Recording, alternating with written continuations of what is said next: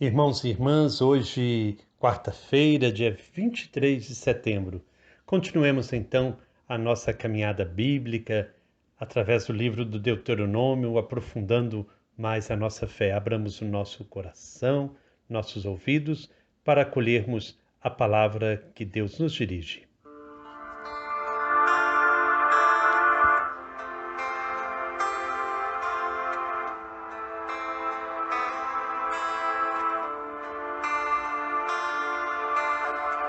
Escuta, Israel, o Senhor é nosso Deus, um é o Senhor. Escuta, Israel, o Senhor é nosso Deus, um é o Senhor.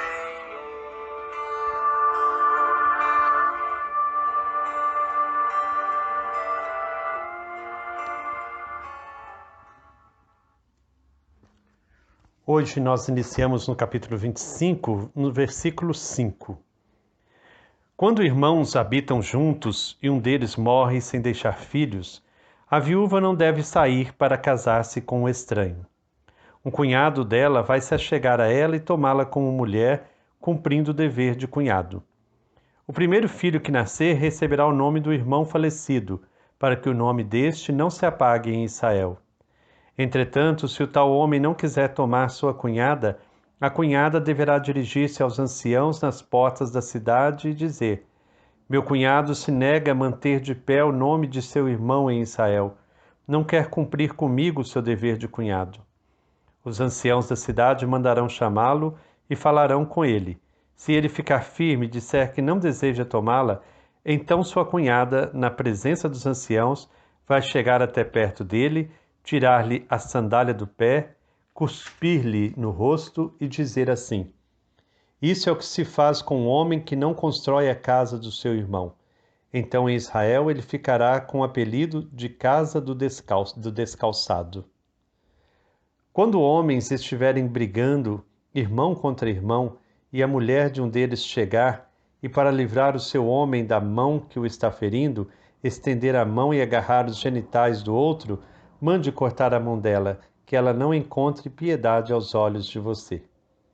Não tenha em sua bolsa 2 medidas de peso, uma mais pesada e outra mais leve. Não tenha em casa 2 tipos de medida, uma que seja maior e outra menor. Tenha o mesmo peso exato e justo, e a mesma medida exata e justa, para que seus dias se prolonguem sobre o solo que Javé, o seu Deus, vai lhe dar. Porque Javé, o seu Deus, abomina todos os que fazem tais coisas, todos os que cometem injustiça. Lembre-se que Amaleque fez no caminho quando você saiu do Egito. Ele veio enfrentá-lo no momento em que você estava cansado e sem forças. Sem o temor de Deus, ele atracou pelas costas os desfalecidos que vinham atrás. Quando Javé, o seu Deus, fizer você descansar de todos os inimigos que o cercam na terra, que Javé, o seu Deus, vai lhe dar em herança para que possua, você deverá apagar debaixo do céu a lembrança de Amaleque. Não se esqueça. Quando você entrar na terra que Javé, o seu Deus, vai lhe dar como herança, depois de tomar posse dela e nela habitar, pegue das primícias de todo o fruto do solo que você trouxer da sua terra e que Javé, o seu Deus, lhe dá. Coloque-as num cesto e vá ao lugar que Javé, o seu Deus, tiver escolhido para fazer que habite aí o nome dele. Você deverá ir até o sacerdote que houver nesses dias e dizer: hoje eu declaro a Javé, o meu Deus, que entrei na terra que Javé tinha jurado a nossos pais que nos daria. O sacerdote receberá o cesto de sua mão e o colocará diante do altar de Javé, o seu Deus. Então, tomando a palavra, você dirá na presença de Javé, o seu Deus: meu pai foi um arameu prestes a desaparecer. Ele desceu até o Egito, onde passou a habitar com poucas pessoas, e aí veio a ser uma nação grande, forte e numerosa. Os egípcios, porém, nos maltrataram e humilharam, impondo dura servidão sobre nós. Clamamos então a Javé, o Deus de nossos pais, e Javé ouviu nossa voz, viu nossa aflição, nosso sofrimento e nossa opressão. E Javé nos tirou do Egito com mão forte e braço estendido, em meio a grande terror, com sinais e prodígios, e nos trouxe a este lugar, dando-nos esta terra, terra que emana leite e mel.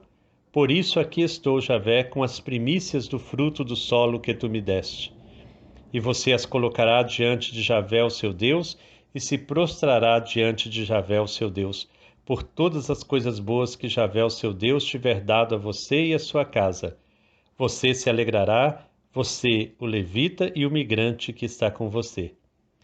A cada 3 anos, no ano dos dízimos, quando você tiver acabado de separar todo o dízimo de sua colheita e o tiver dado ao levita, ao migrante, ao órfão e à viúva, para que eles comam dentro das portas de sua cidade até ficarem satisfeitos, você assim falará diante de Javé, o seu Deus. Eu retirei de minha casa o que estava consagrado e o dei ao levita, ao migrante, ao órfão e à viúva, conforme todos os mandamentos que me ordenaste. Não desrespeitei nem esqueci os teus mandamentos. Não comi nada disso durante o meu luto. Não tirei nada quando estava impuro, e nada disso ofereci por um morto. Obedeci à voz de Javé, meu Deus, e agi conforme tudo o que me mandaste. Inclina-te daí do céu, tua santa habitação, e abençoa o teu povo Israel, como também o solo que nos deste, como juraste aos nossos pais, uma terra que emana leite e mel. Javé, o seu Deus, ordena hoje que você cumpra esse estatuto e normas. Cuide de colocá-los em prática de todo o coração e com toda a alma. Hoje você fez Javé declarar que seria ele o seu Deus, com a condição de que você andaria nos caminhos dele, observando os seus estatutos, mandamentos e normas, dando assim ouvidos à sua voz. E Javé hoje fez você declarar que será para ele o povo de sua propriedade particular, observando todos os mandamentos, conforme ele mesmo prometeu.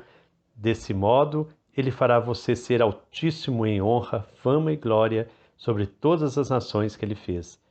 E você há de ser um povo consagrado a Javé, o seu Deus, conforme ele disse. Palavra do Senhor. Graças a Deus. Hoje, então, nós concluímos o Código Deuteronômico, que vai do capítulo 12 até o capítulo 26. Esse conjunto de normas, de leis, que rege a vida do povo de Israel. E esse texto que hoje nós vimos, no capítulo 25, fala então da lei do levirato, né, quando o cunhado tem que se casar com a mulher para honrar o nome do marido do irmão que morreu. E cita o caso daquele que não quis cumprir esta lei e por isso ele é humilhado, passa a ser chamado casa do descalçado, né? Fala da mulher, né, que ela não deve tocar nos órgãos genitais de outro homem, que isso seria inadmissível. Depois a questão dos 2 pesos e 2 medidas. Fala do caráter, da justiça, de ter uma só medida. Por fim, nós vamos falar do dízimo. A oferta do dízimo consistia em um gesto concreto de promoção social, que visava amparar e proteger os necessitados. O dízimo anual tinha por princípio a função social de assistir o escravo e o levita.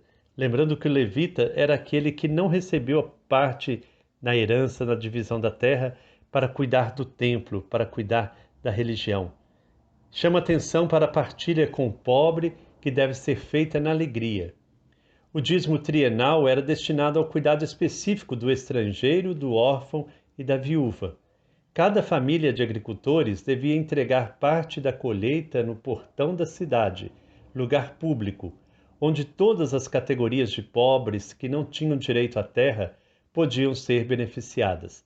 Assim, os frutos da terra que o Senhor deu a Israel se tornariam um dom para todos.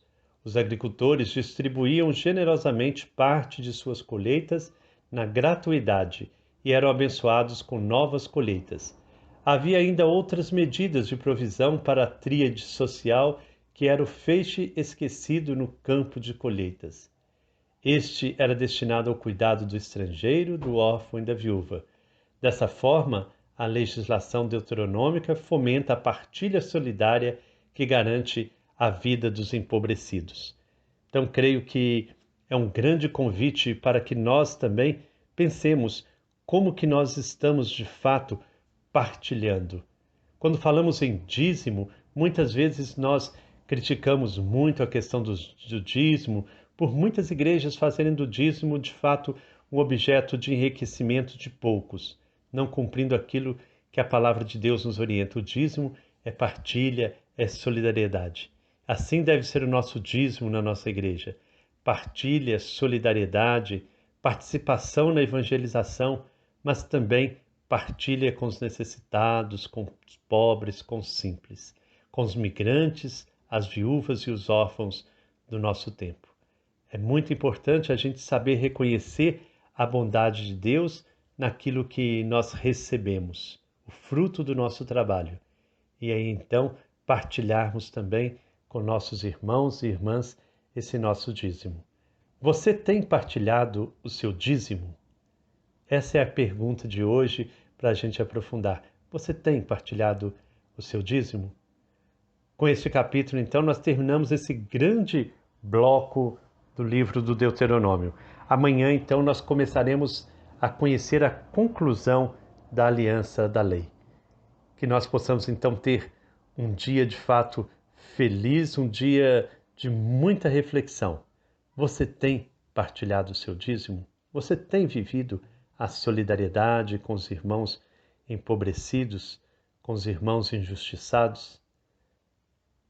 Que Deus nos abençoe, nos fortaleça, que Ele nos guarde. Em nome do Pai, do Filho e do Espírito Santo. Amém. Paz e bem.